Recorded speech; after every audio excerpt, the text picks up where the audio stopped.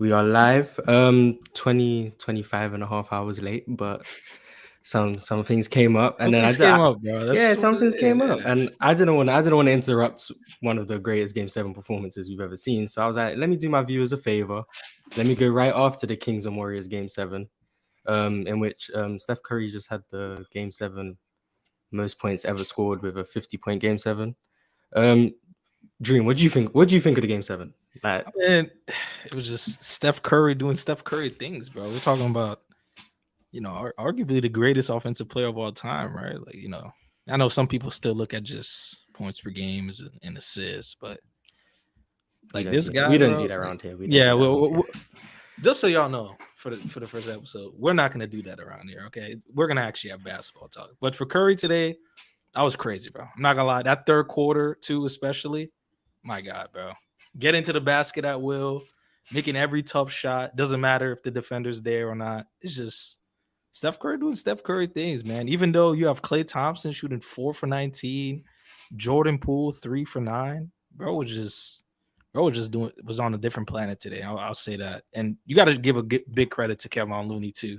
21 rebounds, 10 offensive rebounds too.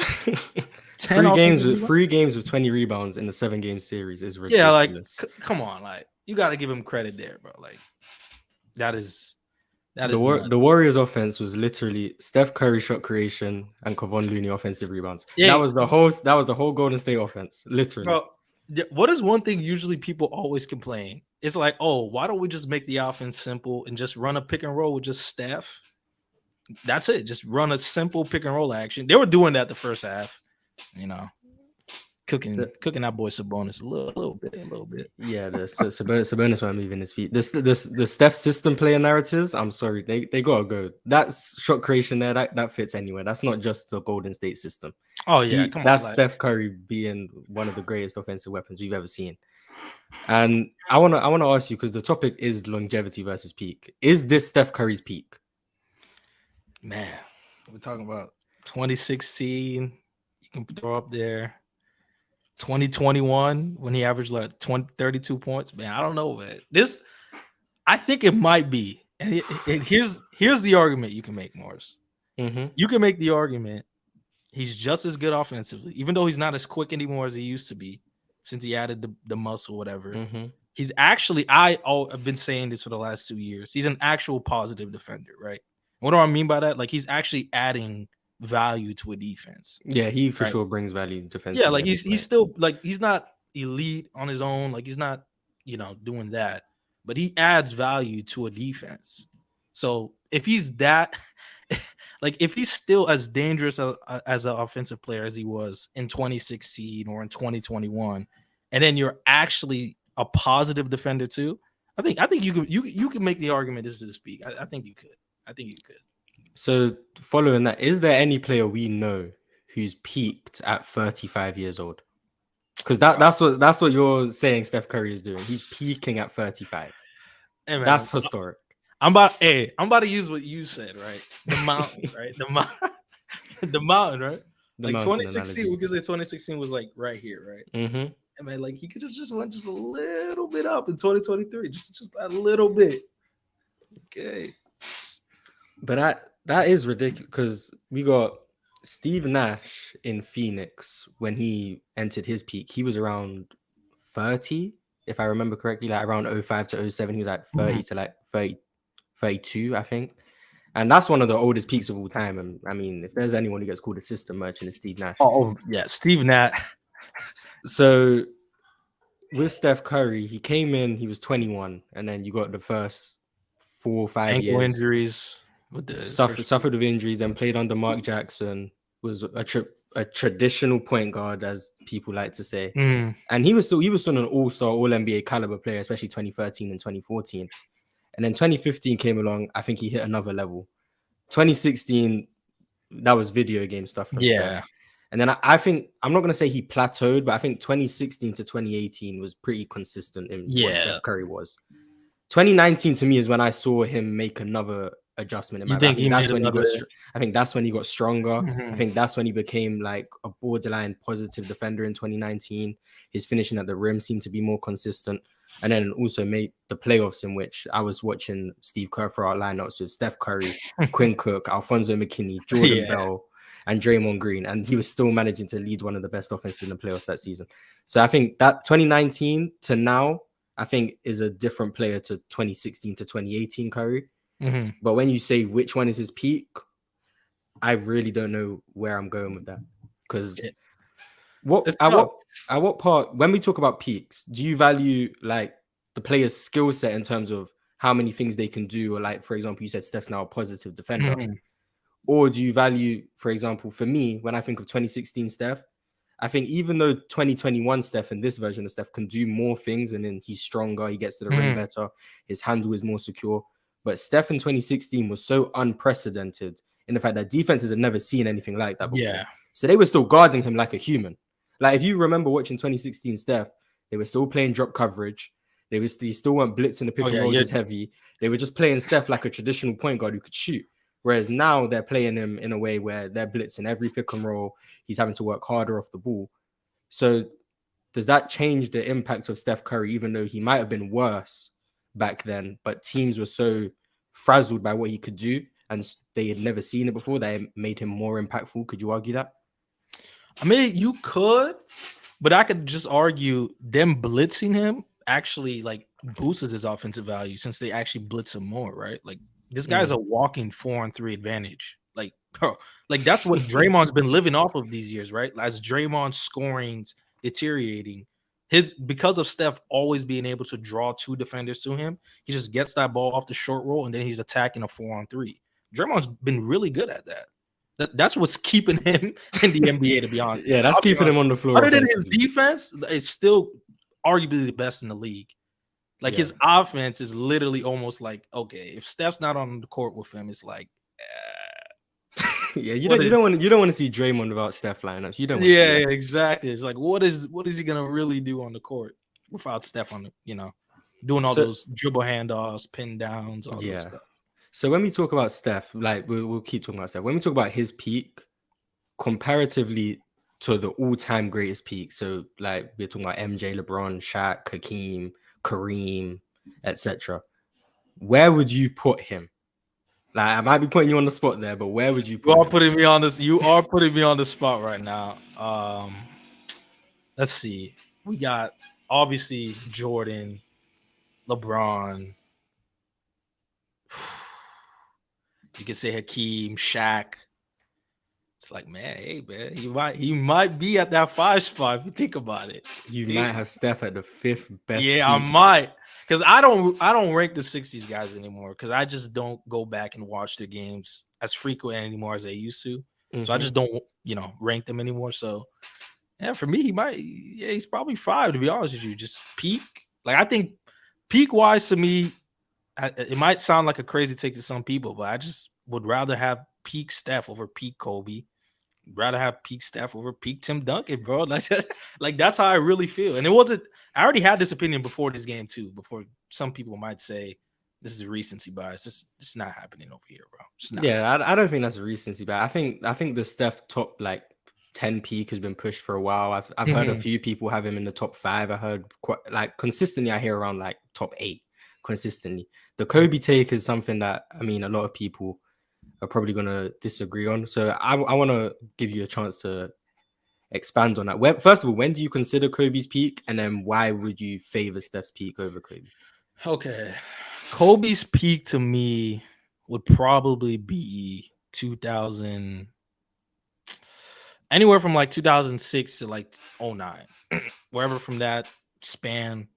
For me, the reason why I'll take Curry over Kobe, and it's gonna obviously be this, but it's the offensive gap. Like to me, like Steph being a constant threat, just coming off the half court, he's constantly drawing 2 defenders to him. He's the best off-ball player in NBA history, the greatest shooter in NBA history. He can get to the rim, not at will, but he can get to the rim pretty consistently. He's constantly creating advantages for his teammates. He's probably the best advantage creator of all time. Like, to me, I get the Kobe argument.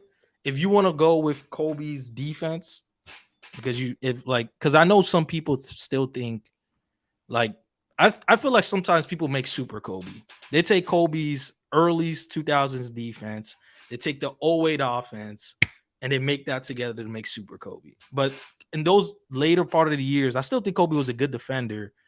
I don't think he was the same caliber defender from those years. So to me, I'm taking peak Steph over peak Kobe, but you know.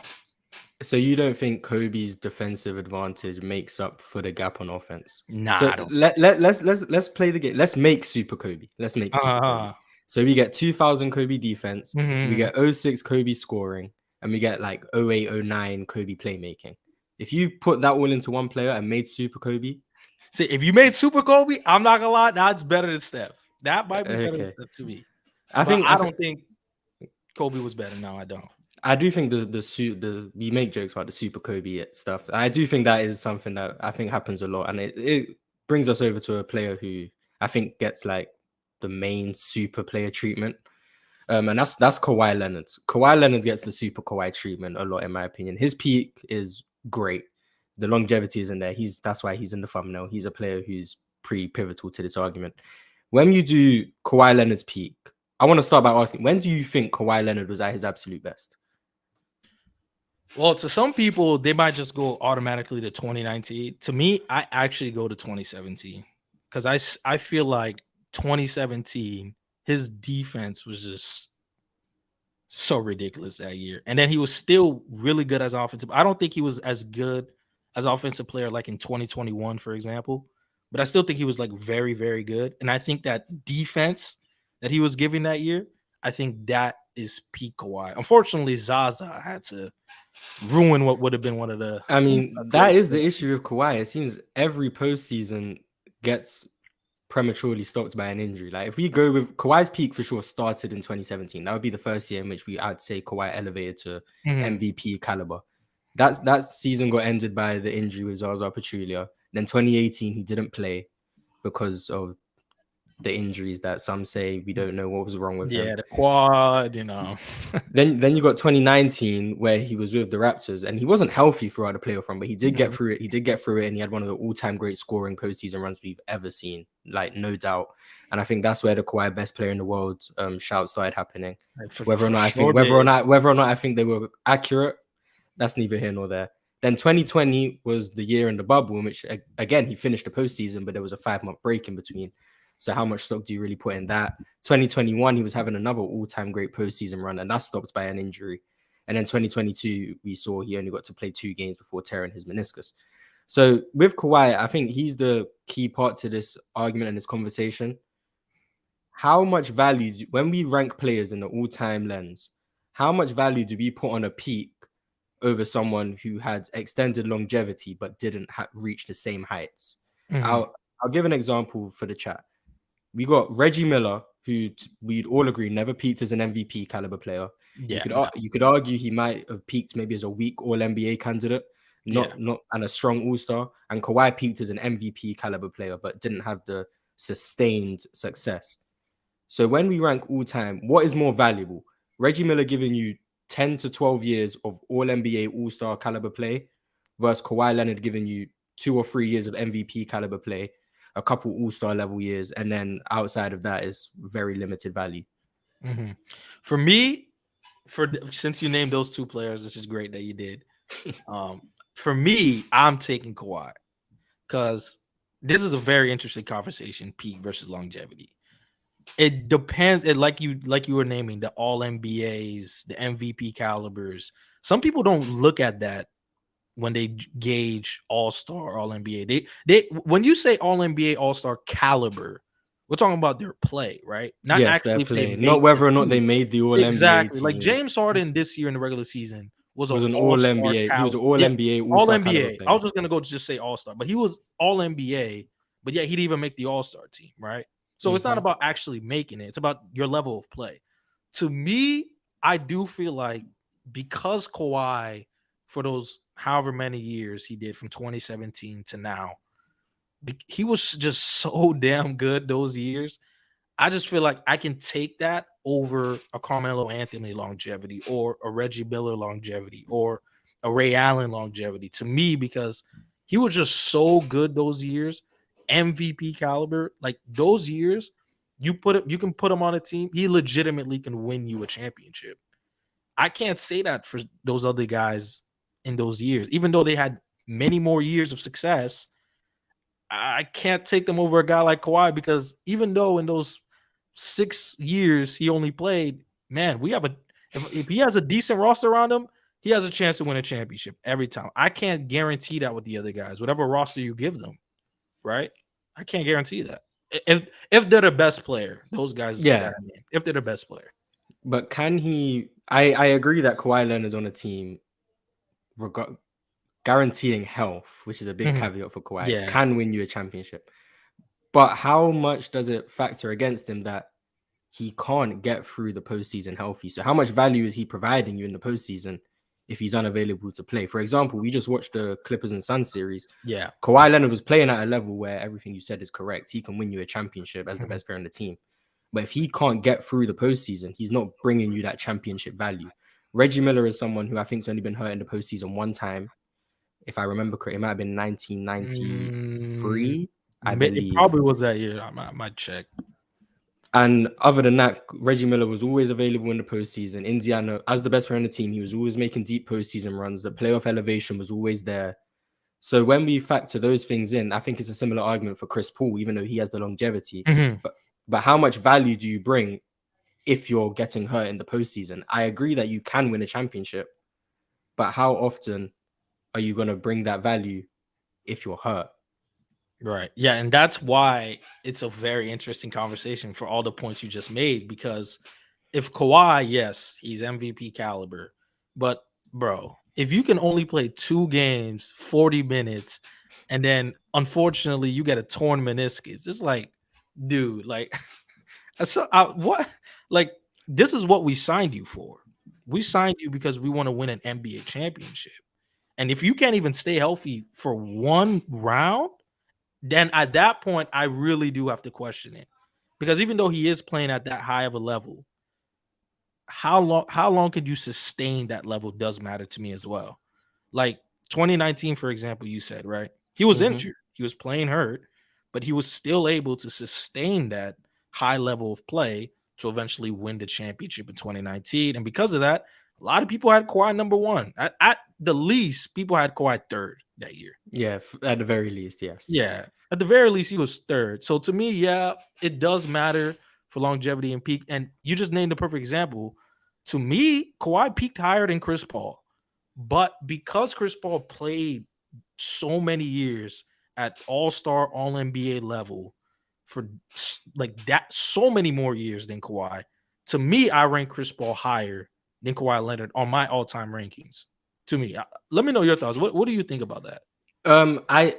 Regarding Chris Paul, I agree. I do think Chris Paul, even though the peak is lower, I think Chris Paul peaked as like a weak MVP candidate. Like if I had to pick his peak, I'd say around like 2014. Even though he was second in MVP in 2008, I think he was just a better player in 2014. I think his defense reached another level. I do think his playmaking was at a much higher level. I do think he took more risk with the ball. The mid-range jump shot was ridiculous. Yeah. So if I had to pick a peak, I would go with Kawhi. I personally favor 2021 Kawhi due to the playmaking difference between him and 2017. You think the playmaking gap? He still brought very solid value defensively, even though I think his off the ball defense has really suffered in recent years. I think his on ball defense, it would still bring very high level value, especially in 2021. But if I had to compare 2021 Kawhi to 2014 CP, I would take 2021 Kawhi. But Chris Paul, like I just said, in 2008, he was a weak MVP candidate. All the way up until 2016, I think he was providing all NBA value. And then you got a few extra years at all-star level. Kawhi just hasn't put that many years together, alongside the postseason injuries, which is a big hindrance. But I want to pose a theoretical question. Okay. Hypothetical Mars. Okay. Hypothetical Mars. If we have a team, let's say there's a team that is capable of winning 50-ish games. Okay.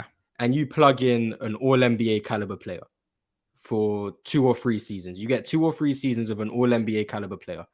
For an example, let's go with Jason Tatum. Tatum's an all-NBA caliber player. He's an all-NBA guy.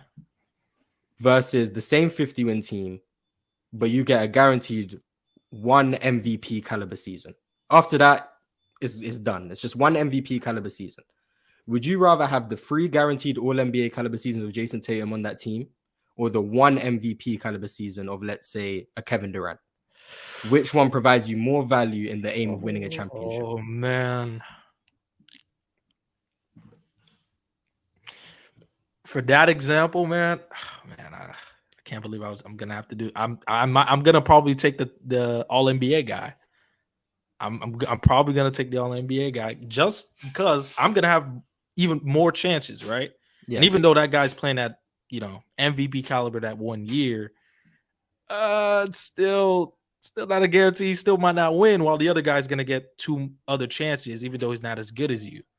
So for that example, it does depend on obviously the teams they have and whatsoever, because 150 win team might not be the same as another for sure. 50 win team. You'd have to assume it was built catered to that player. Like KD would have to be a 50 win team with a solid point guard who can take the ball handling responsibilities, similar with Jason Tatum, to be honest. But I think the way I view it is, let's say theoretically a 50 win team before KD arrives. You plug him onto that team, I think it's safe to say that becomes like a 58 to 62 win team. Probably. And if you look at like the odds of a team winning a championship or competing for a championship with 62 wins, it would probably be around 65 to 70% of all like high level teams to win a championship. Yeah. But if you only have 1 year of a 65% chance of winning a championship, and even though with Jason Tatum, maybe the ceiling of the team is 55 wins instead of 62, but if you get 3 seasons with a 55 win team, even if the odds are only 50% each year, you get 50% odds 3 times versus 65% odds 1 time. Just 1 year, yeah. So at that point, even though Tatum is clearly the worst player and the lower level player, over the course of time you get him at that level, he gives you more of a chance of winning a championship. Yeah. Couldn't you argue the same thing for a Reggie Miller and Kawhi, that even though the peak was lower, Reggie Miller playing at an all-star, all-NBA level for so long, you get 12 years of Reggie Miller, even if the ceiling of the team is 55 wins, over the course of that time, you get more chances of winning a championship versus Kawhi, giving you 2 or 3 MVP caliber years. You for sure could use that argument for Reggie Miller. The only thing I would use against Reggie, though, is you're still going to have to eventually play an MVP caliber player on all those years, right? And you could just say, oh, you could use the same argument for those 3, right? And that's fair. But I just still, for that example that you named, I just feel like those 3 years of all NBA, making that a 55 win team, I just feel more comfortable, at least at this moment right now. I feel more comfortable siding with that guy over that just 1 year, to me, because there's still a lot of things that can happen in that 1 year that are just not in your control, that you could still just lose. It's just what it is. That's just how weird the NBA is, bro. That's just how it is. Yeah, I do. I tend to be on the side of give me more opportunities to win. But just based on what you just said, so many things have to go right to win a championship. If you get less opportunities at it, even if you're a better player, just the odds, like literally, if you just play the odds, it's harder to win if you get less opportunities to win. Yeah. I think that's a big reason why a guy like LeBron James provides so much value over his career. Because if you look at him from, I'd say 06, he was providing all NBA value all the way until 2020. He's providing all NBA level value. Some would argue 2021 and 22. I wouldn't, but that's neither here nor there. And if you give someone 15 seasons of all NBA value versus a player who may have peaked higher in Michael Jordan, only giving you, let's say, 11, what would you rather have, the 15 or the 11 years? This is a really good example, because all right, let me throw the hypothetical to you right back. Yeah, I'm gonna throw back the hypothetical to you. Since you actually did name Michael Jordan and LeBron, that's a great example. Let's say both of them, obviously it's not realistic, they both played in relatively the same league, right? Same competition, it's the same thing. And you get LeBron for those 15 years, you get Jordan for those 11 years. Who are you taking? You'd have to assume the teams were built for them. So yeah, MJ would be assume the teams are built for them. So MJ would be put in a system similar to the triangle. Yeah. LeBron would be built in a system catered for him in terms of a heliocentric role with floor spacing, etc. Me personally, I think the value LeBron James brings in 4 extra years of all NBA value would trump MJ's 11 years. Even if I think MJ is better. I think MJ gives you, on a single season basis, I think MJ gives you a higher chance of a championship. Yeah. Like if I had to put a number on it, let's say peak MJ, I think gives you on a random team built for him, I think he'd give you a like 30-35% chance of a championship in any given year. LeBron might be giving you like a 32% chance. So this is just me throwing out arbitrary numbers. Yeah, you get the point. Yeah. You get the point. But if I get a 32% chance of LeBron and a 35% chance of MJ, LeBron tallying 4 more extra years, technically speaking, that would give you 1 extra championship.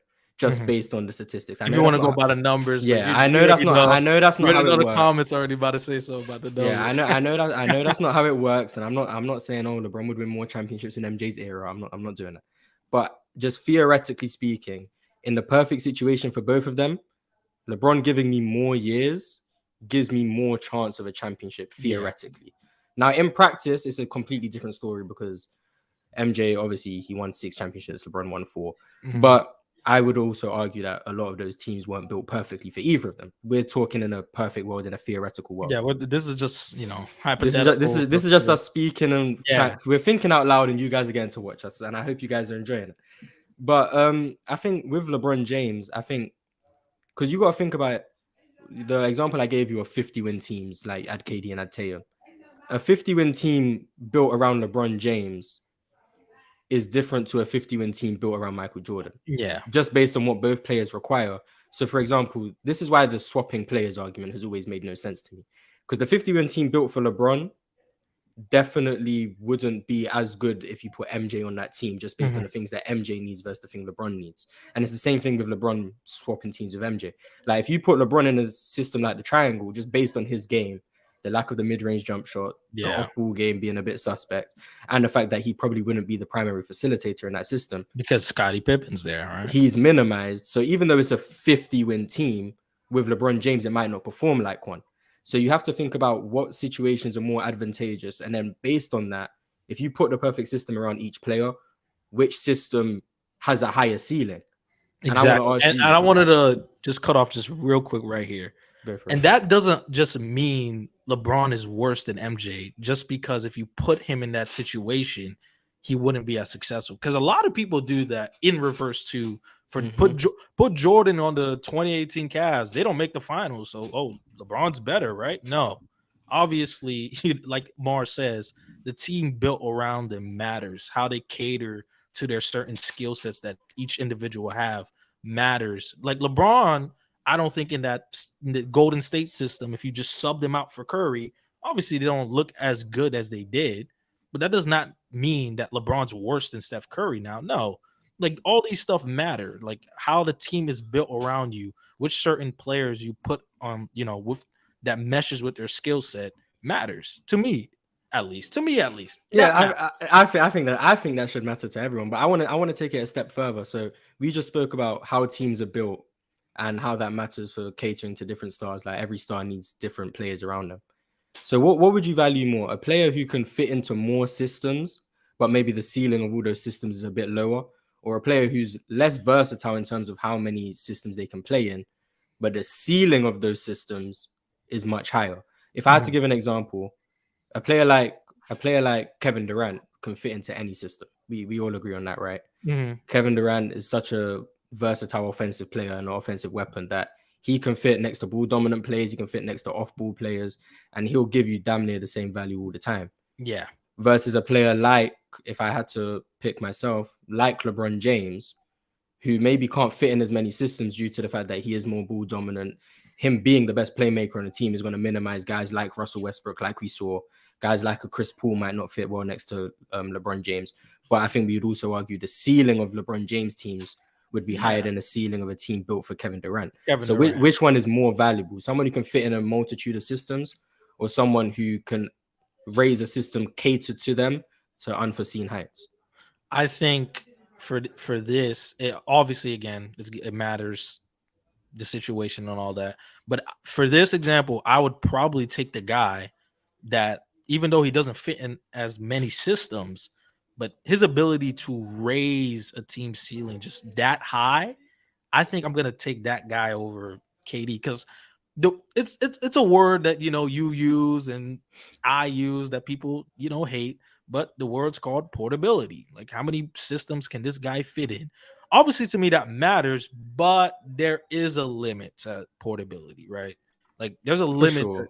You yeah. got like Danny Green is more portable than Russell Westbrook, but we're Yeah. not going to say Danny Green is I'm better not than gonna Russell I'm not Westbrook. gonna say Danny Green is better than Russ. Or for example, even though he's been going crazy in these playoffs, you can say Jamal Murray is more portable than Russ, but nobody in their right mind is gonna say Jamal Murray is better than peak Russ. Nobody's gonna I say that. hope not. I hope Yeah, not. like nobody's gonna actually with a sane mind say Jamal Murray's better than Russ. So it depends on again the player and how high can that ceiling be raised. That's my opinion though. But The way I think about it is I do think it depends because, for example, raising teams to all-time great heights is something we've not seen very often. Like Steph Curry's done it, LeBron James has done it, Michael Jordan has done it. Shaq and Kobe did it together. There's not many people who have raised teams to have some of the best offenses of all time or the best defenses of all time or the combined. Like Tim Duncan raised the San Antonio defense to some of the best defenses of all time. yeah.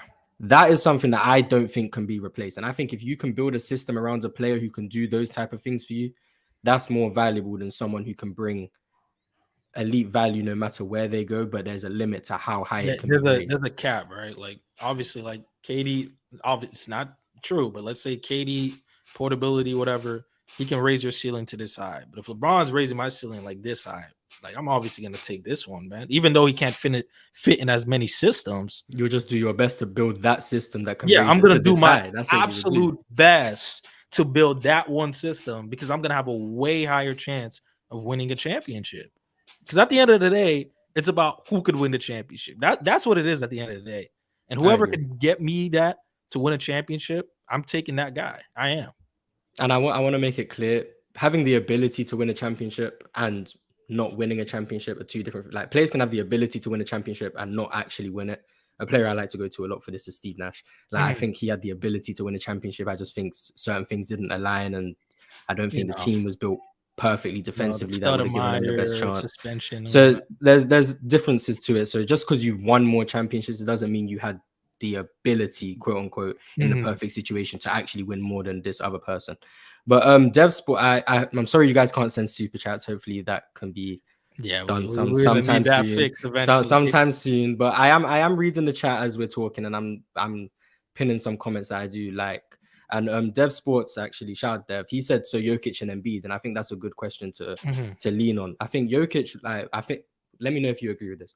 The ceiling of a team of Jokic, especially offensively, is something that Embiid won't be able to match. No, but due to Jokic's deficiencies defensively, it would also be theoretically harder in a less advantageous position to win a championship. So Embiid, he's more stable on both sides of the ball.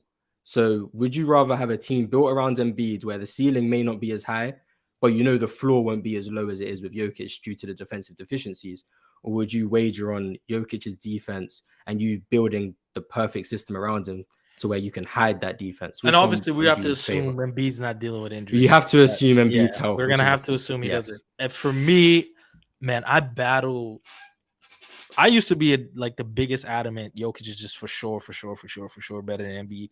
But I'm not going to lie, I have battled that idea because I'm like, man, if this guy's defense, right, is bleeding that much value defensively, whether that be because he's not that good in the pick and roll, he's not great in drop, he's only good at the level, and then if he's only doing it at the level, he's relying on everybody in the back line to make the rotations, and if they're not crisp, you're gonna lose that game by a lot. So to me, I'm going to take Jokic. I'm going to take Jokic just because, he brings you so much offensive value, whether that be from his scoring, his off-ball play, his ability to space the floor as a 5-man to pull the rim protector out. And this is without even going into detail of what he brings as a passer and playmaker, right? Like this is not. I'm not even. We could talk all day about Jokic. Yeah, we could talk all day about that.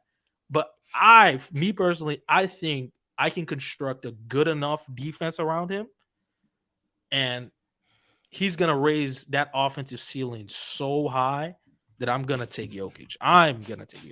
For me. So piggybacking off that, what do you think about Denver's defense in this playoffs? Because they have been doing what you said. They've either played Jokic at the level and they rotate behind the play, in which I think they've been pretty good in that for the most part. They've had a few quarters where it was a bit shaky, but for me, I'm seeing Michael Malone making some good adjustments defensively in order to keep Jokic out of the actions in the pick and roll. Especially if you watch the Phoenix game, they weren't getting Jokic caught on switches at all, really. And there was a few times where the pocket pass to Ayton opened up. But I do think that was only in the first quarter, and I think Denver are willing to live with DeAndre Ayton floaters from the free throw line. I think that's a shot they're willing to live with. So, do you think what we're seeing from Denver in this postseason is maybe pushing you to believe that Jokic's defense won't bleed so much value to where he would become less valuable than a guy like Embiid? Because Embiid does have similar flaws to Jokic, especially guarding in space. Yeah. But and he has the rim protection value, which obviously boosts him over Jokic. But just what do you think about that? I think it does. And to piggyback back to that Suns and Nuggets game, because I did go back and rewatch the pick and roll possessions. This is a stat maybe not a lot of people understand. They only scored 0.71 points per pick and roll in that game. That's, if you don't know, that's really, really bad. That's really bad. That's really bad. And that's with everybody saying, oh, just get Jokic in a pick and roll. That's an automatic bucket. Clearly it wasn't, because guess what? They had him at the level. They had the tag man higher up, either that be when he was on the nail helping. And that's what matters to me, because when they play Jokic at the level, right, you need your rotations to be great. And if the rotations can be great, I think you can hide Jokic beautifully defensively, because as we saw in that game, they weren't getting Jokic to switch. And if he did switch, he'll just quickly hedge and then he'll just rotate back.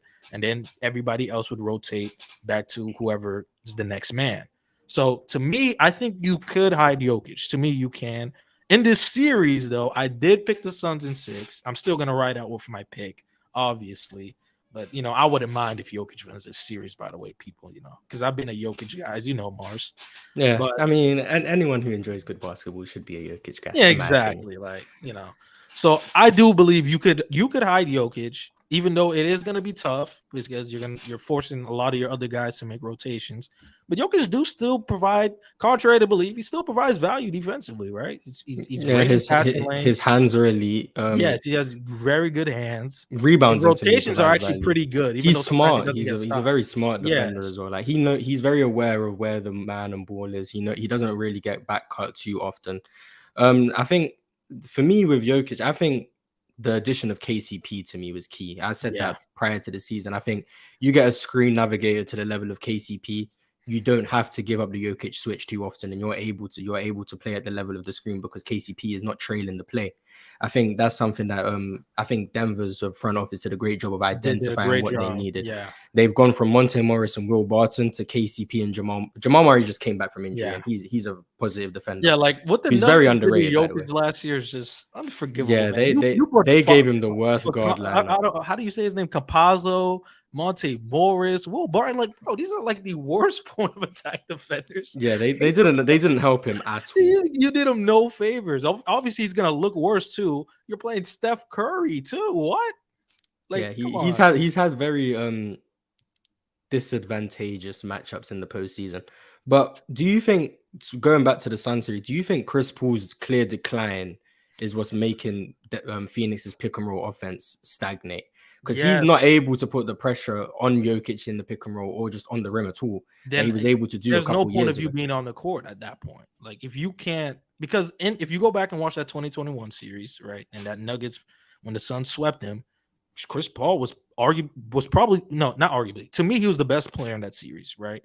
And that was because he was killing them in the pick and roll with that. You already know he'll snake the pick and roll. he'll go right to his elbow jumper, and he was making that consistently. There was no answer for it at all. Yes, but this and he was even pressuring the rim a little bit, even way more than what he does now.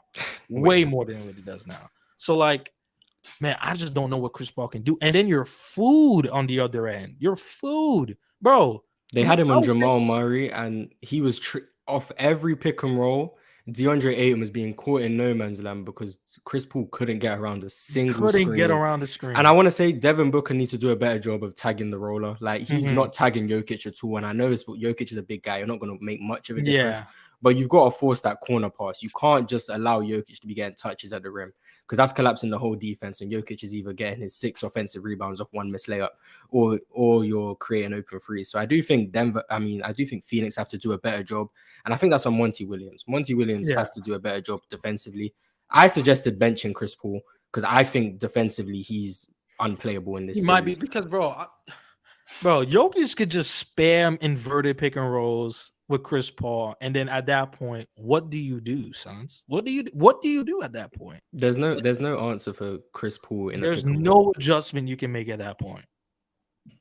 There's absolutely none. So to me, I would consider benching Chris Paul in this series, playing Josh Okogie more minutes. I'm blanking on this guy's name, man, that they didn't play really last night. I'm really blanking on him. I'm gonna have to check. I think they're gonna have to play him more. And yeah, Chris Paul's minutes just has to be cut, man. Like, his minutes has to be significantly cut, or I just don't know. What do they do? Like, what do you do? Yeah, I don't know how you hide him defensively. I've heard a lot of people say put him on KCP. I think I think that's from people who don't watch Denver play, because KCP is the dribble handoff god of the Denver Nuggets. So he'd be just trailing every single play in that situation of KCP. So I don't think that's something you do, because if he was on Jamal Murray, which was egregious, by the way, Monty Williams. I don't know what you were doing with that. But KCP is someone who moves without the ball constantly. He's constantly getting dribble handoffs. He's constantly getting to the nail. He's constantly getting to their elbows, and he's able to make his mid-range jump shots from there. He's not just a 3-and-D guy, which is something people just label people that if they're not a facilitator and they're not like a key offensive piece. Automatic 3-and-D guy. Yeah, like people call Jared Vanderbilt a 3-and-D guy for some reason. But KCP is someone who is in so much, like, it's not pick and rolls, but he's in so much screening action that Chris Paul can't play on him. Aaron Gordon is obviously too big, and he made like 4 threes last night, which is very unsustainable. Yeah, but I don't think he's gonna do that again. But just speaking about Phoenix's, we spoke about their defense. I want to talk about Phoenix's offense. How much can they afford to trade 2s for 3s? Because they don't shoot the free ball. They're living off mid-range jump shots, so they are making a ton of them, because you got 2 of the best mid-range shooters in the game right now. Chris Paul can still make it. DeAndre Ayton has a game out to 18 feet. But if teams like Denver last night are making threes, you just don't have enough firepower to keep up. So what do you think the adjustment they have there, or do you think they're just going to have to live and die by the mid-range? The adjustment, really? Bro, just shoot more threes. There were so many times I'm like, yo, D-Book, take the 3, bro. What are you doing? Just literally take the 3, because we already know one of the biggest weaknesses for this offense. What is it, Mars? Them getting to the rim. They can't get to the rim. Like, we knew this. Like, their roster just isn't that good or conducive enough to actually get to the rim. And then if you're not going to shoot enough threes, then you're banking on shooting historic rates from the mid-range. Like, you're going to have to shoot historically from the mid-range. That's why, to me, they struggled, even though they won 4-1. When you watch that Suns and Clippers series, the reason why those games were so close was because they weren't able enough to, like, put a big separator between them. Even with Devin Booker averaging 37, KD's averaging 28, but because they're not shooting enough threes, and then you're not going to get to the paint enough and convert enough points, like, it's a math game, right? It's a math game, really. People are not going to like what you just said. Yeah, I know. They're not. But it actually is a math game, though, because if the Denver Nuggets are going to shoot more threes and they're still going to hit it efficiently, and then they're going to get to the rim more than you, like, bro, I don't know. I don't know how you win. I agree. And we're not saying Phoenix need to play like the D'Antoni Houston Rockets. We're not saying that, but it is simple. It is simple maths. Like, whether you like it or not, taking mid-range jump shots are technically some of the most inefficient shots. I do think there's a lot of, like, we could talk about it, but there's a lot of loud noise with those numbers. Like if you really think about it, it's not really that inefficient. But you have to make threes at a solid rate. Because people running you off the 3-point line opens up the mid-range game and makes your shots easier. So that's already one level. Just if you have the threat from free, you open up the mid-range and you open up the paint, which gives you more efficient looks. And the ability to pressure the rim allows you to create open threes, which creates some of the most open looks and the best quality looks in the NBA. The fact that Phoenix are living off mid-range jump shots, even if they make them at 55% of the time, that would still be an 110 offensive rating. That's like the worst offense in the NBA. That's with historic mid-range shooting. Yeah. So you have to be able to get to the free throw line, because we know how valuable 75% free throw shooting is, and Phoenix have some of the best free throw shooters in the NBA. You have to be able to get to the rim because we know how efficient it is to score at the rim. Layups are like 70%. That's an 140 offensive rating right there. Being able to make wide open threes, even at 36%, would still give you similar value to the historic mid-range shooting. So I think you have to be able to balance them all. And Phoenix are doing a terrible job of getting to the free throw line, getting to the rim, and capitalizing on 3-point opportunities. They have to diverse the offense at some point. Living and dying by the mid-range, I'm sorry, you're not going to beat the Nuggets that way, right? And that guy just said it blind. Suns need to spam threes. They just got to shoot more threes. And it's not like they couldn't create 3-point opportunities. They really could. Just play the pick and roll a little bit higher. You're going to create more advantages that way. You're just gonna, if you like, even in the pick and roll, like you said, if you have Devin Booker in a pick and roll, but you set it 2 feet beyond the 3-point line, if Jokic is playing at the level, exactly, you should get to the rim theoretically in that situation. Even if you're not getting a pull-up free, you should get to the rim just because you're making them guard in more space. But if you're setting screens below the 3-point line, you're condensing the court and making it harder for you. And I think that's a big reason why they had a lot of turnover issues as well, because KD's ball handling is something I've been critical of a lot. But if you're just condensing the floor against yourself, you're going to make it harder. KD is someone who struggled in traffic for the large part of his career. And you're making him drive into areas where you're condensing the floor on him. And he's getting picked on behind. You already know his hand. Contrary to belief, I'm sorry, guys, but we have to talk about it. KD's handle isn't as tight as you think it is, bro. I remember there was one possession. He's just bringing up the ball up the court. Christian Braun's going for the steal. He doesn't even steal it. KD literally just loses the ball, and Christian Braun just takes it the other way. Like KD's handle is not as tight as a lot of people. That's what happens when you're a 7-footer. Like, he has a great handle for a guy his size. There's no doubt. But if you're asking him to initiate offense, handles, like KD's gonna be susceptible to struggling against ball pressure. That's just like, this is common sense. If the ball has to travel a larger distance between your hands and the ground, that makes it harder to play against ball pressure, just because there's a larger distance the ball has to cover. And a lot of people play basketball. They should understand that concept. Like, that's just common sense. It really is just common sense. Like, that's why KD does struggle with handling ball pressure and navigating traffic, because the ball just has such a large distance to cover that hands in the cookie jar can poke the ball free. But I want to get back to the topic of longevity. Because we got sidetracked a little bit. We've been talking about the playoffs a whole lot. But you already know that's the show, man. That's what. We're just chopping up basketball. I don't know how much you're going to hear about the title. But I want to ask you about a player who has elite level longevity, but the peak is a bit lower. I don't want to be seen like a hater. Okay. But a player like John Stockton, when we rank him in the upper echelon of point guards of all time, I think most people would agree his peak is lower than most point guards. But his longevity is so all-time great and so transcendent that does he have a legitimate argument in your mind in the top 5 of the all-time point guards? He has an argument. He's not in mine, but he has an argument, because I get the argument. Again, if he's playing, I don't even know how many years John Stockton has. I have to look it up. If he has like 12 plus years, all-star caliber plus seasons, compared to who can I name right here? Isaiah Thomas.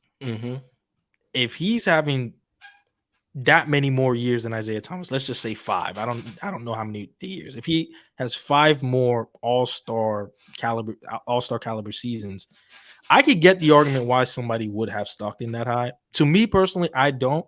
And that's what you just said, because he has that lower peak. It's just hard for me to put him in that top 5 with, Steph Curry, Magic Johnson. Like it's just hard for me to put him there when those guys have considerably, and I do me considerably higher peaks. Like it's just hard for me to put you in there.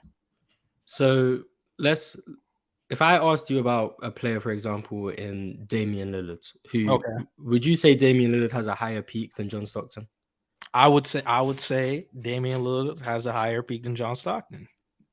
But I wouldn't rank Damian Lillard higher than John Stockton just because I feel like those years that John Stockton gave, like all those seasons, I would rank John Stockton higher than Damian Lillard. So at what point does how large does the gap between peak and longevity have to be before you favor the guy with the longevity? So Dame, you agreed, had the higher peak, but how large would you say the gap is, and why is that not large enough to say he would be over John Stockton? Because it's hard for me because I don't like using arbitrary numbers and all that. I think it has to be considerably higher, like considerably higher, for me to eventually like take you over a guy. Like for example, again, Kawhi and let's say Ray Allen. I think Kawhi's peak is considerably better than Ray Allen. Like if you ask me peak for peak, who you taking, Kawhi or Ray Allen? Every day of the week, I'm taking Kawhi. Like I'm not even thinking twice about that. And I hope everyone agrees. I hope everybody agrees. I just feel like John Stockton's peak is that close, even though I think Dame's better. I just think it's that close that those other years that John Stockton has, I'm taking. Now, this doesn't say eventually, because Dame doesn't look like he's gonna be Dame done. may have just came off the best season of his career. Yeah, I was gonna say it doesn't look like Dame's gonna be done. So let's say Dame gives me another 2-3 years of this. I'm probably gonna have Dame higher than John Stockton because the longevity gap in those years won't be as high anymore, and he's playing at a higher level than he did. So at that point, I'm going to eventually rank Dame higher than John Stockton, for example. I think that's valid. With John Stockton, like if I were to like hypothetically give an order, you got Magic. Like Magic is over Stockton. Yeah, I think everyone would agree. Steph Curry would be over Stockton, and then for me, I think those are like the two that no one would argue with. And then for me, you got to look at Chris Paul, who I think peaked higher and had comparable longevity from how good you were for how long, not how many years you played. Because I think John Stockton came into his element around 88, 89. And I think he was out of his prime by about 97. I think 97, 98 is around the last year where he was providing high level value. And then he had a few extra years outside of that where he provided good value. So that's around 11, 12 years. Chris Paul, I think, provided, I'd say similarly, around 9, 10 years plus a higher peak. So I would favor him. But then I get with guys like Jason Kidd, who I think had elite longevity himself. And with him peaking slightly higher, in my opinion. Than John Stockton? Yeah, because I think when you look at Jason Kidd, I think Jason Kidd is a polarizing player for a lot of people because you got the people who haven't taken time out to watch him. So they'll just say he was an inefficient scorer who got a team to the finals in a weak Eastern Conference. But if you watch Jason Kidd, that's to most people one of the 5 best passers of all time, one of the best point guard defenders of all time. And you've heard me say I think Jason Kidd's the best point guard defender. I've heard you say he's the best, point guard defender ever. But that's not something we need to argue. Yes, Gary Payton is great, but I think Jason Kidd providing that value from around 01, 02 to around 08, he was providing elite level value. Then you got the years in Dallas, he still provided very good value. I think Jason Kidd is arguable with John Stockton. Steve Nash for me is just better than John Stockton. I think he peaks. I agree. I think he peaks substantially higher. I think offensively, one of the best shooters of all time, one of the best floor generals of all time, the second best passer of all time, in my opinion. So for me, the longevity of John Stockton helps him in the conversation.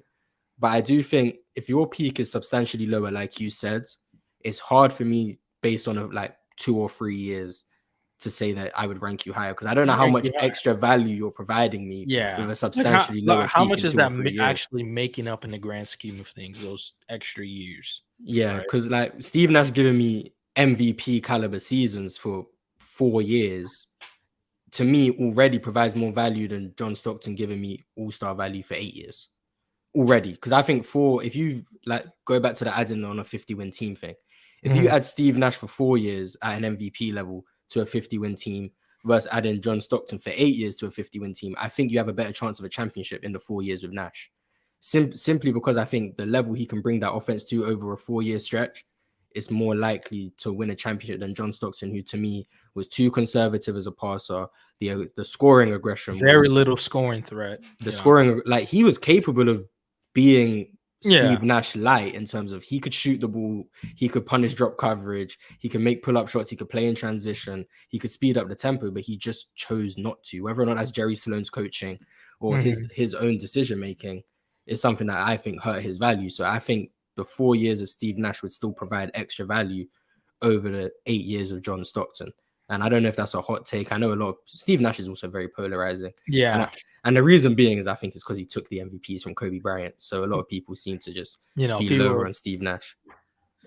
But I agree. I think because of Steve Nash being just that much better than John Stockton, in my opinion, like he was just so much better as an offensive player, like so much better. Like I'm gonna take him over John Stockton, right?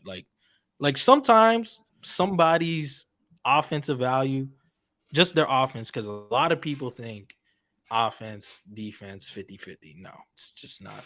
It's not how basketball is. If somebody's giving me all-time great offensive value, it can outweigh good and or even great offense, great defense. It really could. I mean, just look at Jokic, look at Steph. Like, there's example, like Bill Russell's all-time great defensive value outweighs people who are good on both sides of the ball. Exactly. So it does work. It does work both ways. It works both ways. Exactly. It goes back to my water bottle analogy. Like how much, like someone. I didn't hear this analogy. Can I? Let me. Let's go with the water bottle analogy. So the way I judge players is every aspect of basketball is it goes into your value on the court. You can provide value in one aspect of the game.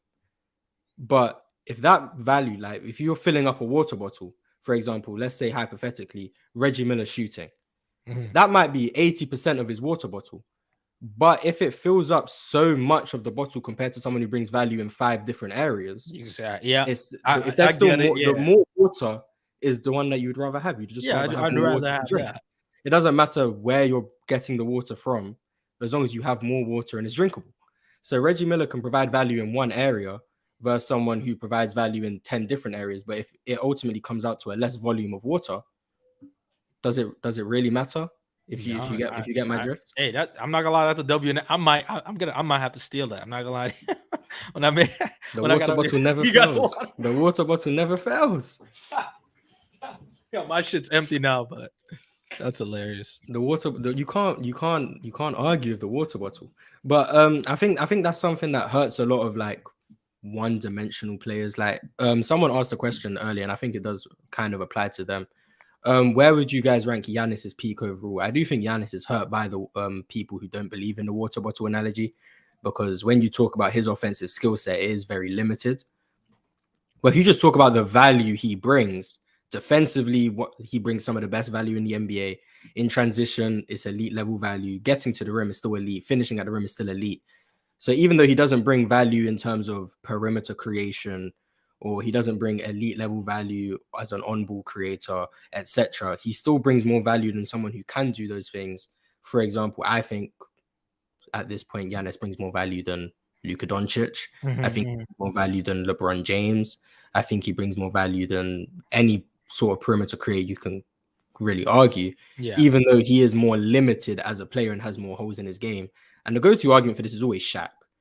Shaq had a lot of holes in his game offensively and defensively, but what he was good at brought so much value in terms of an interior presence, off-ball game, putting bigs in foul trouble, finishing around the basket, his post game. It didn't matter that he didn't have an outside shot. If there was ever a person that you said was legit unstoppable one-on-one, it's Shaq, bro. There was literally nobody that could seriously stop Shaq. It was kind of crazy. Other than he was unstoppable 2-on-1.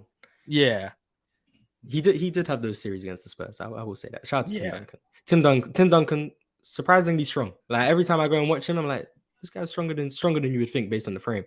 But when you talk about guys like that, even though they're less versatile than like Shaq is less versatile than Hakeem, I would still favor Shaq's peak over Hakeem, even though he's worse defensively and is less versatile offensively. I don't know how you feel about that, but I think Shaq is so transcendent offensively. I was saying it. I didn't make an actual ranking, but Shaq's peak is third to me. To me, I think Shaq had the third best peak out of any player in NBA history.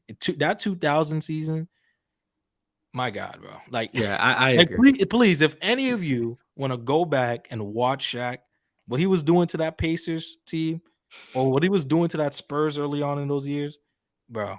Oh my goodness. It's ridiculous. It's ridiculous. And the 76ers too. Killing Dikembe. Killing him. It's ridiculous, bro. Yeah, Shaq. That's why I favor Shaq. I think if you look at Hakeem from a skill set perspective, he has more skills. No one would argue Hakeem is less skilled than Shaq. He's more skilled than Shaq, 100%. And even though Hakeem to me is the best defender of the modern era, I think you would agree with that. Yeah, he's my number one too. Yeah, Shaq to me still brings more impact in totality based solely on the fact that offensively he is maybe the best center ever. Jokic is now coming for that crown, but 1 or 2. And then defensively, he still brought elite value in terms of rim protection, rim deterrence, and the fact that you didn't really want to go challenge. That rim deterrence was real. Yeah, man. you really didn't want to challenge Shaq. High shot blocking numbers. Like, people would literally drive to the rim. They see Shaq and they'll go for a weird looking floater. Like, just because they see how huge that guy was. Shaq's rim deterrence is something that you really like. It doesn't show up in the box score, so when you'd have to actually go back and watch. But Shaq would have people genuinely. He would alter shots and he would barely even raise his arms. He would just slide over, and then guess what? The shot's being altered because you don't want to go through Shaq's body. Yeah, you don't want to. So even though he had the issues with stepping out in space, guarding the perimeter, he was really reluctant. Like, if you've ever seen a deep drop in a pick and roll, watch Shaq. He's playing below the free throw line. So that's something like that's an extreme flaw in him, but I still think he brings more value in totality than a guy like Hakeem. Yeah, I agree. I think that's proof of the water bottle analogy in theory. I have to steal the water bottle analogy. And again, to go back to Shaq, man, like that guy, bro, that's just ridiculous what he was doing to some terrorizing defenses, bro. Like, what? It's just not a lot you could do, man. And Shaq was surprisingly, again, a lot of people say it, but I still feel like it's not addressed enough. He was a really good passer for a big man. Like, really facts. He was a really good passer, especially in kick out passes. You know, when they double team him, hitting the guy, cutting. Like, Shaq was really his creation is something that I think Hakeem didn't really get until like 10 year 11. Hakeem struggled with double teams early on. Struggled. So I mean, so did Shaq. Like, if you go watch the 95 finals, Shaq did struggle with double teams then, and you could see that the development was really coming along once he got to LA.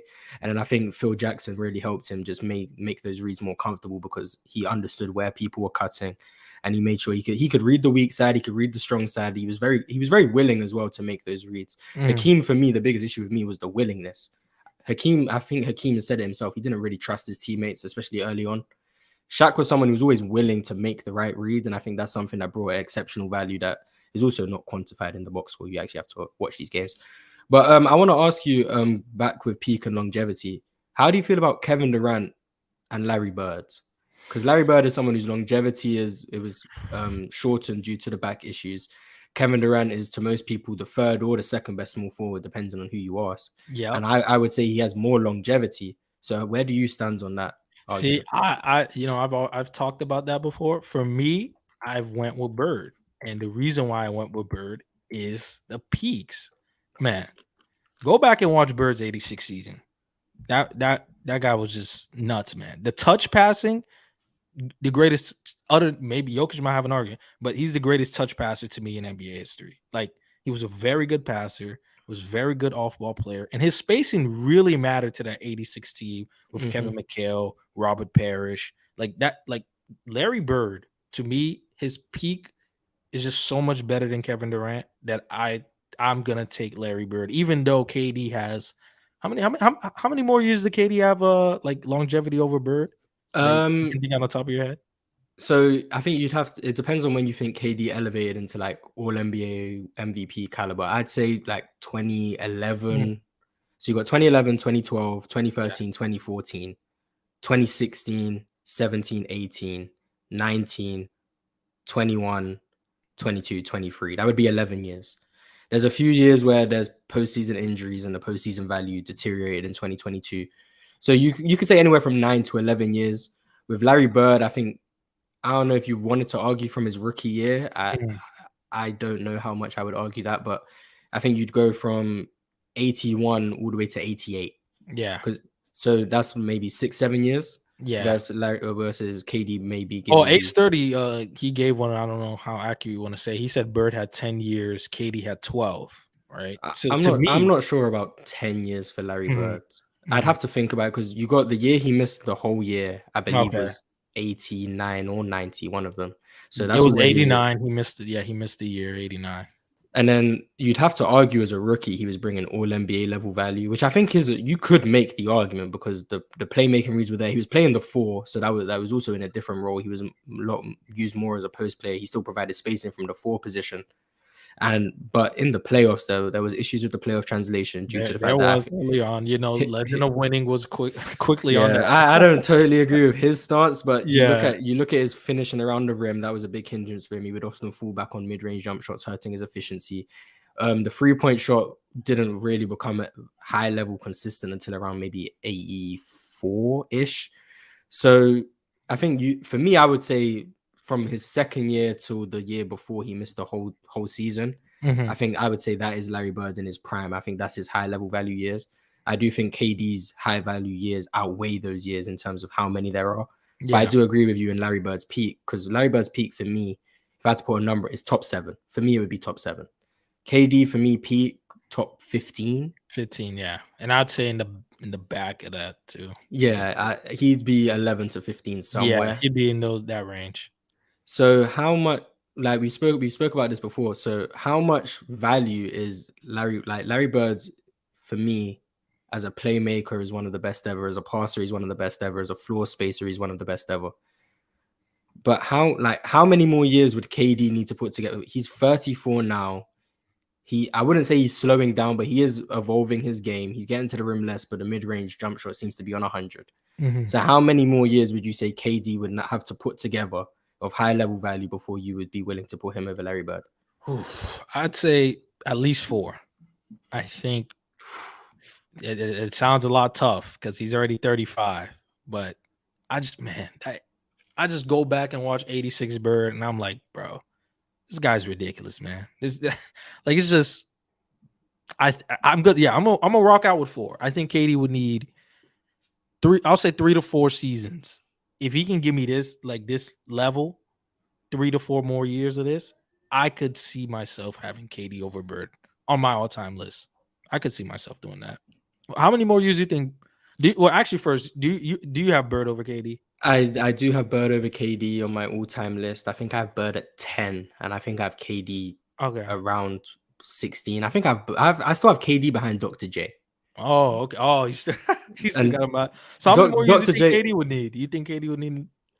The thing with my all-time, outside of the top 13, it's very fluid. I think KD has an argument to be over anyone outside of that top 13. Right now, it depends on how I feel on the day, how much I'm valuing his portability, etc. But I think he needs an extra maybe 2 years to crack into that top 13. And then, because Larry Bird's going to be overtaken by Steph Curry very soon. So I already have Steph over him, but that's it. that might be a hot take. But the issue with KD is, even though he's playing at a high level, he's not bringing elite level, level value due to the fact he's injured in the regular season all the time. So he might be bringing elite level value for 50 games, but is that enough to put seasons together to put him over a Larry Bird when Larry Bird's playing 75 games? That 25 game difference is substantial. So even though KD may have more seasons, if you look at it from a game standpoint, is he really providing so much more value over a course of games than Larry Bird is? Because KD in 2021 played 35 games. 35. In 2022, he played 40 something, I believe. And then this year, I think he played 47 again. He played 40 something again, yeah. So over a course of 3 years, he's played maybe 110 games. that's a year and a half for Larry Bird. Now, I will bring if you think about it from that standpoint, has he really had more longevity than Larry Bird? Yes, but you know, the thing that people do now is regular season doesn't matter. A lot of people harp on that regular season doesn't matter. So people will be like, hey, man, KD's still giving you 45 or to 50 games a season, and then he's giving you elite level in the playoffs. They still might count that as that full elite, whatever, however you rank it, year. What do you say to that? What do you say? I'm a huge believer that the regular season matters. Okay. I think in A, for playoff seeding, B, for continuity, C, just so you can be, you know what each game brings, and you know every set, where you need to be, what you need to be. And also, to me, it's a gauge of the playoffs. Teams show you who they are in the regular season. I know I said that about Golden State and they went and won 2 road games. So sure, there's outliers. But if you see flaws in a team during the regular season, it's very common those flaws translate to the playoffs. This KD Phoenix Suns team, we knew the rim pressure was going to be an issue. We saw it in the 8 games with KD. We saw it the whole season without KD. Getting to the rim was going to be an issue for that team. And that's based on what we saw in the regular season. And it's starting to translate to the playoffs. We've seen with the Memphis Grizzlies, the half-court offense they've shown us throughout the whole year was something that was going to be very sloppy. Plague them in this Lakers series. And that's what happened. AD was able to kill them defensively because of their lackluster half-court offense. So I think when you talk about bringing value in the regular season, I think the more you play, the more value you ultimately bring. A, from the fact that your team will always be better if you play more games. Yeah. B, you're in better shape for the playoffs in terms of you playing more games. Your body is more accustomed to playing at high level basketball. But I think with KD, the issue for me is he always gets hurt at inopportune moments. A team could be clicking and then he gets hurt. For example, was it last year? They were the 2 seed. He gets hurt. They dropped to the 7. And then they end up playing Boston in the first round. That's him bleeding value in the regular season due to the fact he's not playing games. I feel like that is a great example of that because they were clicking. They were the 2nd seed in the East. The defense was actually really good at that point. Dub makes sure to let me know that. I was talking to him a lot back then. And then he gets hurt and they plummet in the rankings and they had to be forced to play in the play-in.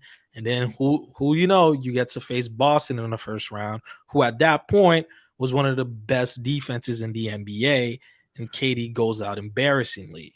So that's a very good point. I didn't even think of that. Like that's an example of why regular season does matter, because if that player doesn't play for those amount of games and then their team falls off, is that not you bleeding value? Even though inherently it's not your fault for getting hurt. But if you're not able to play these amount of games, let's say 70, and keep your team up afloat, does that not hurt your value? Does it not? It 100% should hurt your value. Like when we judge players, a lot of people like to take injuries out of it because you want to judge them as a skill set. But what good is your skill set if you're not on the floor? Like, it's all good being one of the greatest scorers of all time, one of the best offensive weapons. But if I only have that best offensive weapon half the time, I'd much rather have a slightly worse offensive weapon who's there 80% of the time. It's one of the reasons why I can't, and I really do love Embiid, I can't be as high as on him because he's gotten hurt in every postseason run dating back to 2021. He had 2021 to torn meniscus. Last year, it wasn't his fault, but again, he got hit in the face. He had to wear the mask. He missed 2 games of that Heat series that they went down 2-0. That if he was there, they potentially could have won that series. And then now he's dealing with a knee injury that potentially can keep him out the first 2 games of the Boston game.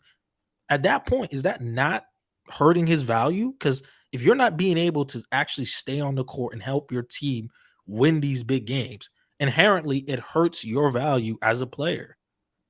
To me, at least. Yeah, 100%. Because if you look at it from, like, this is once again very simple.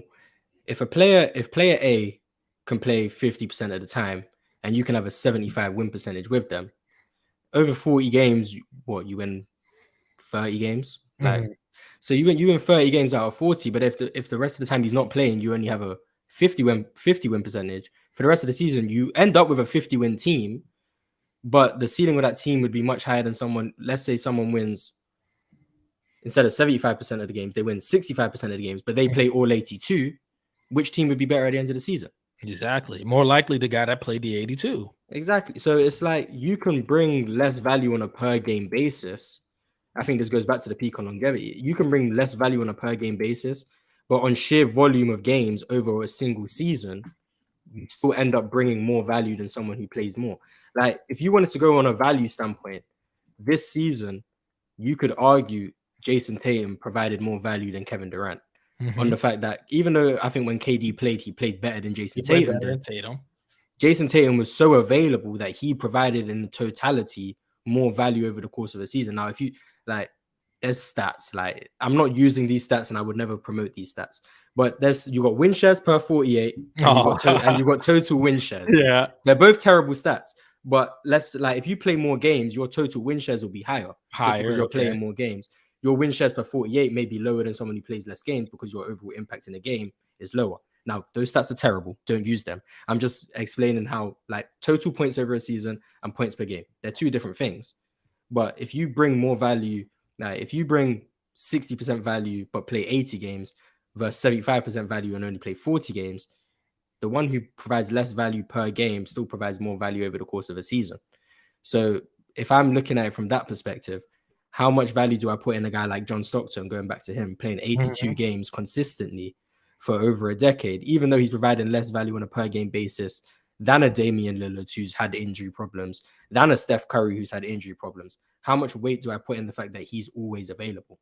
I think you have to put some weight. Now, again, I'm going to say I don't have an arbitrary number that I can, throw out there, but it does have to have some value. Now, don't make that your end all be all, because again, if he isn't actually at the end of the day making your chances that much better, while the other guy is substantially making it that much better, I'm probably more times than not might side with the other guy.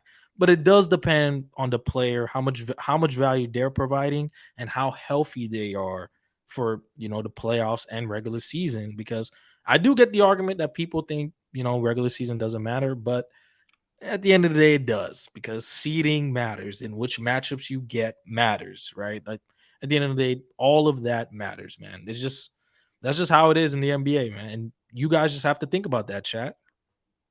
I agree, but I also want to ask, because this will probably be the last thing we talk about before we wrap it up.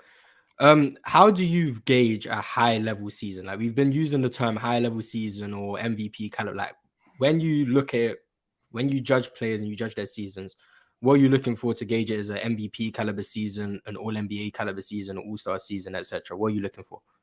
Of course, a lot of people hate it. Stats have to be evolved a little bit. Okay, all right. Like, I'm sorry, but unless a guy is out giving me all time great defense, him averaging 2 points, it's less likely he's going to be a MVP caliber player. Shout out to Dennis Rodman.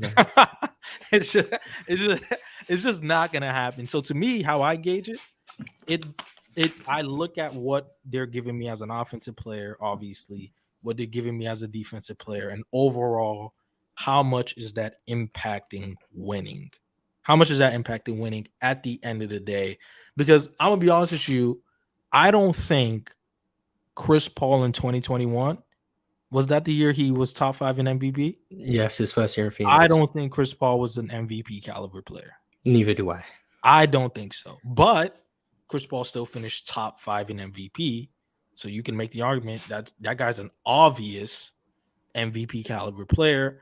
I do think it depends, because I don't think the value he brought based on my obviously eye tests and stats, I don't think he was an MVP caliber player that year. Not to me, at least. But he still finished top 5 in MVP. Right? I agree, but that we might have a whole podcast about accolades. But we're gonna for sure have to have a podcast. I think I'll look forward to that. But when I'm looking at high level season, I think when you look at a player, I think there's levels to it. For me, like an all-star caliber player impacts a team only so much. Like they bring a certain level of value. An all NBA player would bring more value, and an MVP caliber player would bring even more value. Now, I'm not saying in any given year, because there's 15 spots on all NBA teams. I'm not saying there has to be 15 all NBA caliber players, or there could be more, there could be less, depending on the talent pool in the NBA. For example, I think Pascal Siakam was an All-NBA player last year. I don't think he's an All-NBA caliber player. I think he's an All-Star caliber player, but I think there's a ceiling to how much value. Or another example, I think Shea was playing at an All-Star level last year, but he didn't make the All-Star team. But I still thought he was an All-Star caliber player last year. Now he made the All-Star team this year. This wasn't his first season playing at an All-Star caliber level to me, but you know, people, that's how people gauge it. How many All-Star teams this guy makes? Oh, so if he doesn't make it, he wasn't playing at an All-Star level. Really? Kareem missed the All-Star game in the middle of his prime because he missed the start of the season. Are we gonna say Kareem wasn't an All-Star caliber player? Yeah, of course we're not gonna say that. So I mean, like for example, for me, Jamal Murray's been an All-Star caliber player for a few years when he's healthy. And he's never made the All-Star team. Does that mean he's not an All-Star caliber player? Yeah, of course and not. He brings All-Star level competition he's playing, right? He's going against Steph Curry, Dame, Luka. So it's just it's harder for him to make the All-Star teams trying to get over these guys who's at All-NBA MVP level. Like it's just harder for him. Now it doesn't mean he's not All-Star level just because he doesn't, you know, his name wasn't written in the ballot, but he still was playing at an All-Star level.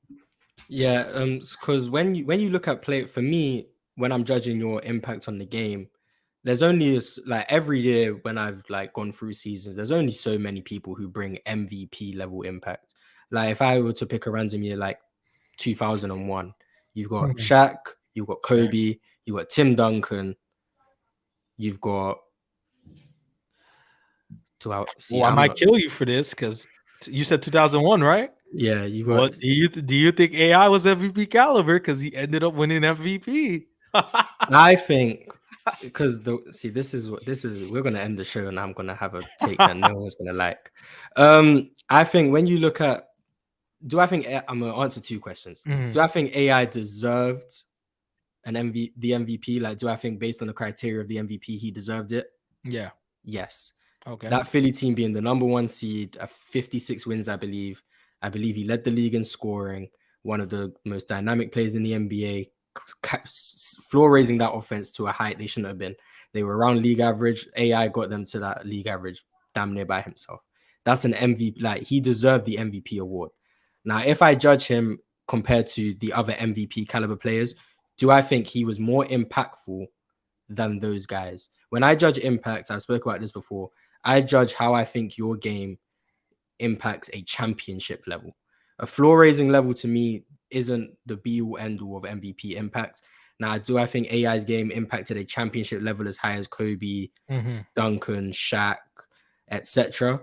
No, I don't think so. I agree.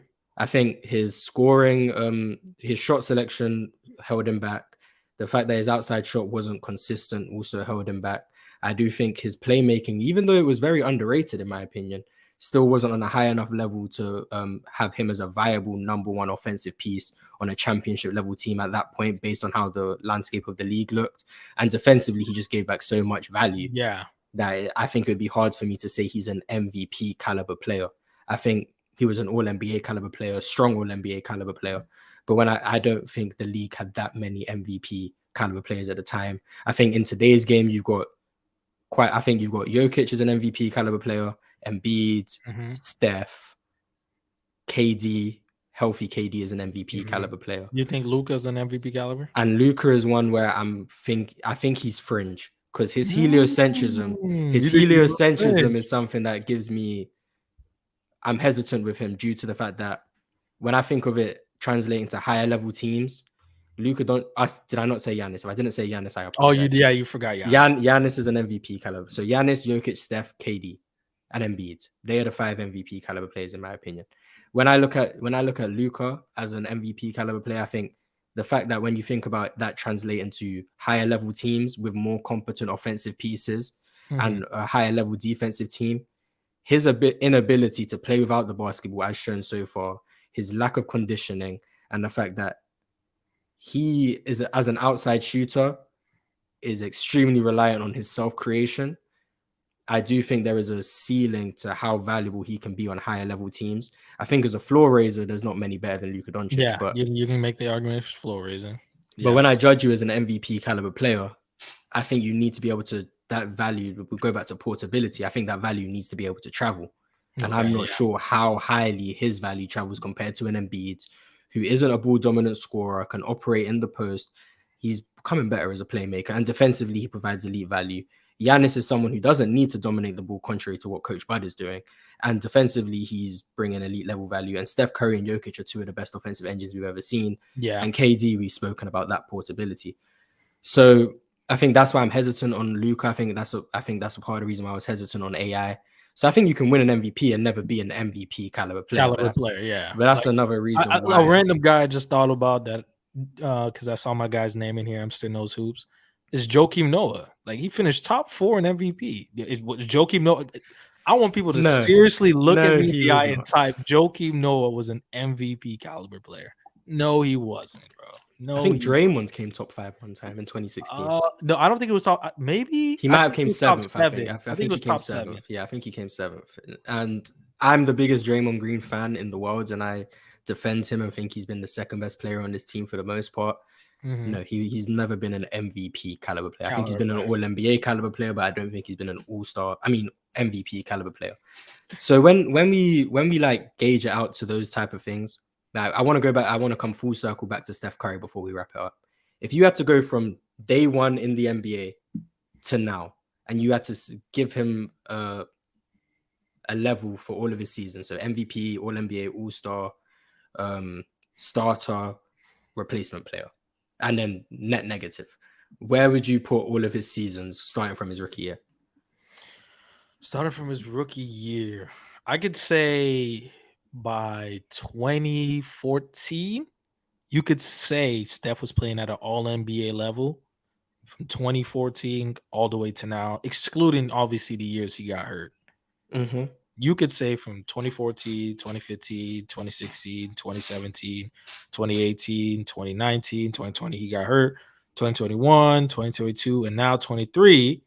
That would be 9 seasons. I would say he played at least all NBA plus status. I would say Steph did. What do you think about, because 2013 is the year where it was Golden State. They had Steph, Clay, David Lee. I think Jarrett Jack was still on that team. Like, that team with Mark Jackson as the coach, where would you gauge that season for Steph Curry? 2013. Now, that one's another year that I can probably have borderline all NBA. Like, it's literally just right there, just because he knocked out he was really good that year, especially as an offensive player. He knocked out the Denver Nuggets, was a 6 seed, and he was really good against that Spurs. If I remember, he was actually pretty good against that Spurs series too. So I can say 2013. You could also say that, even though Steph made the All-Star team in 2013, right? If I'm correct. I believe David Lee was the only All-Star on the team. Oh, so David Lee was the only All-Star, but I'd say clearly Steph was an All-Star caliber player. And I think most people would agree Steph was the best player on that team too. Yeah. But yeah, I mean, I think people were saying at the time he was a snub to the All-Star team. I think most people, unless you were going solely off the accolades, would also know that he was the best player on that team. He was the best playmaker on that team, the best scorer on that team, best shot creator on that team.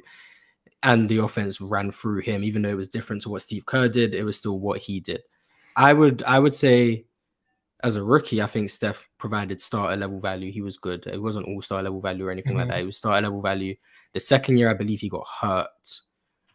And then I believe in the lockout season, I think he provided starter level value. And then the next year is when he starts. And for me, Steph from 2013 was providing all NBA level value. From 2013, yeah. I think offensively, what he was doing, just from the way he was operating in the pick and roll, he was a lot more heavy pick and roll usage with. He was a lot more comfortable making passing reads at that time. He was getting stronger. He still lacked a lot physically, but I think the reason it wasn't like higher level value is because defensively he was a clear net negative at that point. I think you would agree. I think everyone would agree. But I think 2012-13, he provided all NBA level value. 2013-14, I believe the same. 2015 in the regular season, I also believe it was all NBA level value, and he won the MVP. But I don't think he was an MVP caliber player in the regular season. Maybe that's a hot take. I don't know. I think in the playoffs, he played like an MVP caliber player. I think the individual shot creation took a step up. The playmaking took a step up.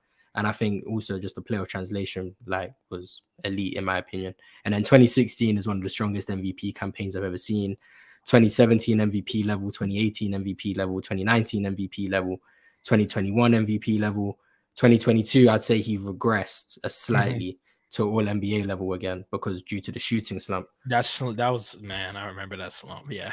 And then this year, I'd say he played at an MVP level, but there was a few injuries in there. Yeah, missed games. Yeah, but I think overall, Steph's given you quite a few MVP level years, quite a few All NBA level years, and I think that's why, as this postseason progresses, as he's now got into round 2, I think Steph Curry is making a strong case to be in the top 10 of all time. I just want to know how you feel about that. I mean, like, again, I already have him top 10. I already have him top 10. He's 8 or 9 for me. I'm gonna have to actually make a list since we're gonna be doing this podcast. I'm gonna actually make a real list, But for me, right now, on the top of the head, I have him like 8 or 9. I already have him above Larry Bird, like I told you earlier, and I have him above Magic too. So actually, he's 8 for me. He's 8. He's 8 for me. I don't know. He said, "Why not top 5?" I still gotta wait until this postseason. I'll say this postseason may move because I've got, if I remember, I've got Bird at 10, I've got Magic at 11, I've got Steph at 12. I believe Steph can overtake Magic in this postseason. He might have already done it just based on what I'm seeing in this postseason already. But then Larry Bird, it depends on how far the Warriors go, so I can see a larger sample size. And then after that, you got Tim Duncan, Kobe Bryant, Hakeem, Shaq. Like it's going to be hard to take that extra jump into the next tier, in my opinion. Next tier for you, yeah. But I think in coming episodes, we might have to put together our both like top 25 players of all time. Top 25 players all time, man. If you guys would be interested in that, just leave a comment down below because I think we've come to the end of our first episode of the HoopTalk podcast. I hope you guys enjoyed it. There's zero narrative talk, pure basketball talk. Something that I've been craving for a long time. Yeah. So also shout out to y'all, man. 200 plus viewers I see for the first ever show. That's pretty. I think I'd think if you guys stayed the whole time, I think you guys would have enjoyed it. I think it's something new, something fresh, something where you don't have to hear how someone's legacy has changed and how this guy just doesn't want it in the clutch making up moments. Hypotheticals for one guy to win a final. Yeah, like I think you guys have enjoyed just hearing people talk real about basketball. I hope that we can get super chats soon so you guys can be more involved in the conversations, because once we can get super chats, you guys can start dictating what we talk about, what we discuss. So hopefully we can get that done soon. Dream, if you want to just plug your channel real quick. Oh yeah, of course. If some of you guys like film breakdown type videos, going over the actual game, because recently I made a video about how the Heat beat the Milwaukee Bucks.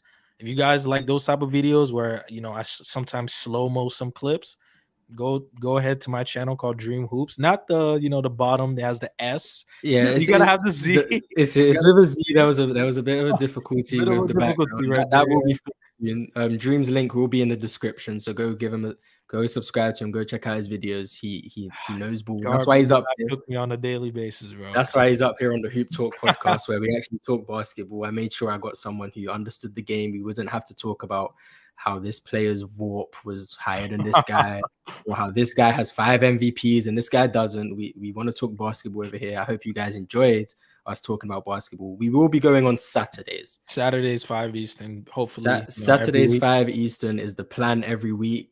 I will let you guys know if something does come up and something changes, but we will be going every weekend at 5 p.m. Eastern. That is the plan. But I hope you guys did enjoy. We will be back next week Saturday. And hopefully you guys will be here also talking basketball with us next week. Hopefully, man. Peace out, guys.